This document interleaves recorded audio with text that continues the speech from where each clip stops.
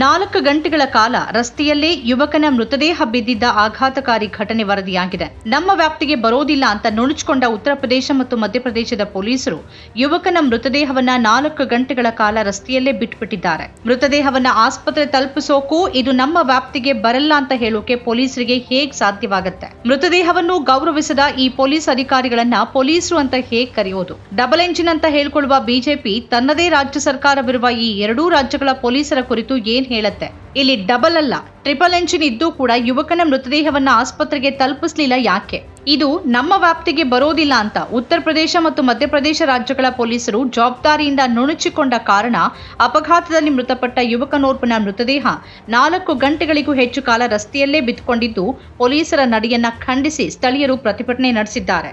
27 ವರ್ಷ ವಯಸ್ಸಿನ ರಾಹುಲ್ ಅಹಿರ್ವಾರ್ ಎಂಬ ಯುವಕ ದಿಲ್ಲಿಯಲ್ಲಿ ರಸ್ತೆ ದಾಟುವಾಗ ವಾಹನವೊಂದು ಡಿಕ್ಕಿಯಾಗಿ ಮೃತಪಟ್ಟಿದ್ದಾನೆ. ಅಪಘಾತದ ನಂತರ ಸ್ಥಳೀಯರು ಮಧ್ಯಪ್ರದೇಶದ ಹರ್ಪಾಲ್ಪುರ ಪೊಲೀಸ್ ಠಾಣೆಗೆ ಮಾಹಿತಿ ನೀಡಿದ್ದಾರೆ.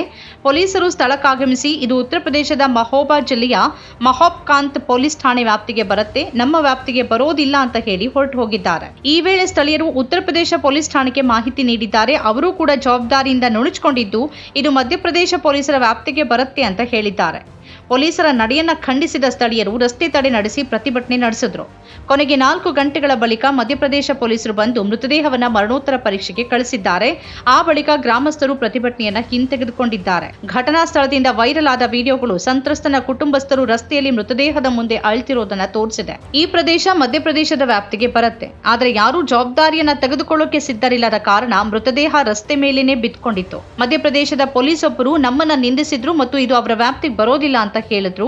ಮರಣೋತ್ತರ ಪರೀಕ್ಷೆಯನ್ನು ಆದಷ್ಟು ಬೇಗ ಮಾಡಬೇಕು, ಅಪಘಾತಕ್ಕೆ ಕಾರಣವಾದ ವಾಹನವನ್ನ ಪತ್ತೆ ಹಚ್ಚಬೇಕು ಅಂತ ಮೃತನ ಕುಟುಂಬಸ್ಥರು ಆಗ್ರಹಿಸಿದ್ದಾರೆ. ಒಬ್ಬ ಅಮಾಯಕ ಅಪಘಾತಕ್ಕೊಳಗಾಗಿ ಜೀವ ಕಳ್ಕೊಂಡಾಗ ಅಲ್ಲಿನ ಪೊಲೀಸರು ಮಾಡಬೇಕಾದ ಕನಿಷ್ಠ ಸೌಜನ್ಯದ ಕೆಲಸ ಅಂತಂದ್ರೆ ಆತನ ಮೃತದೇಹವನ್ನ ಬೀದಿಯಿಂದ ಎತ್ತಿ ಆಸ್ಪತ್ರೆಗೆ ಸಾಗಿಸೋದು. ಅದನ್ನೂ ಮಾಡೋದಕ್ಕೆ ಸ್ಟೇಷನ್ ವ್ಯಾಪ್ತಿಯ ಹೆಸರಲ್ಲಿ ಪೊಲೀಸರು ಹಿಂದೆ ಸರಿತಾರೆ ಅಂತಂದ್ರೆ ಅದಕ್ಕಿಂತ ದೊಡ್ಡ ವಿಪರ್ಯಾಸ ಏನಿದೆ?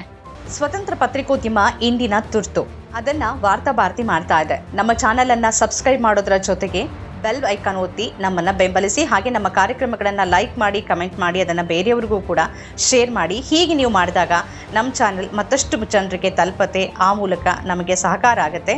ಇದು ನೀವು ಯಾವುದೇ ಖರ್ಚಿಲ್ಲದೆ ಮಾಡಬಹುದಾದ ಸಹಕಾರ. ಧನ್ಯವಾದ.